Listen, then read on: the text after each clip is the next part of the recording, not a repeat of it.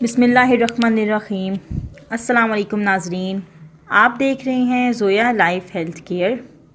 उम्मीद करती हूँ आप लोग खैरियत से होंगे। आज मैं आपके लिए एक बहुत ही ख़ास वजीफ़ा लेकर आई हूँ जो आपकी ज़िंदगी में बहुत ही मुफीद है। अपने नफ्स को मती करना। अगर आपका दिल आपके बस की ना सुनता हो, यानी अगर आपका दिल आपके बस में बिल्कुल ना हो, आपकी सुनता ना हो और आप अपने नफ्स को मती ना कर सकते हों, तो आज मैं आपको एक ऐसा वजीफ़ा बताने जा रही हूँ जिससे आप ये सब कंट्रोल कर सकते हैं और अपना दिल की सुन सकते हैं।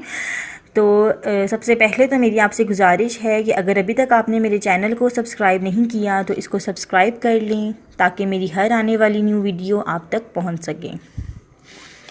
और एक बात बता दूं, अगर आप कोई भी वजीफ़ा कर रहे हैं, किसी भी दिन कर रहे हैं, आपने एक तो वजीफ़ा करने से पहले अव्वल और आखिर 3 बार दुरूद शरीफ लाजमी पढ़ना है। जो दुरूद शरीफ हम नमाज में पढ़ते हैं वही वाला। इसके अलावा आपने तमाम इक़साम के गुनाह छोड़ देने हैं और इसके अलावा आपने अपनी नमाज़ों को कायम रखना है। अगर आप अपनी नमाज़ें छोड़ देंगे और सिर्फ वजीफ़े करते रहेंगे तो आपकी ज़िंदगी पे वो अच्छा असर नहीं आएगा जो आप लोग चाह रहे हैं। तो अगर आप लोग चाहते हैं कि आपके जो वजीफ़े हैं वो आपकी ज़िंदगी पर अच्छा असर डालें तो आप अपनी नमाज़ों को कायम रखें और नमाज़ों को कायम रखने के साथ साथ इस वजीफ़े को भी रखें। तो मैं आपको बता दूं कि आपने किस तरह से करना है। ये वजीफ़ा कुछ ऐसे है कि आपने अपने सीने पर हाथ रखकर अलमुमीतो आपने पढ़ना है और पढ़ते पढ़ते सो जाना है।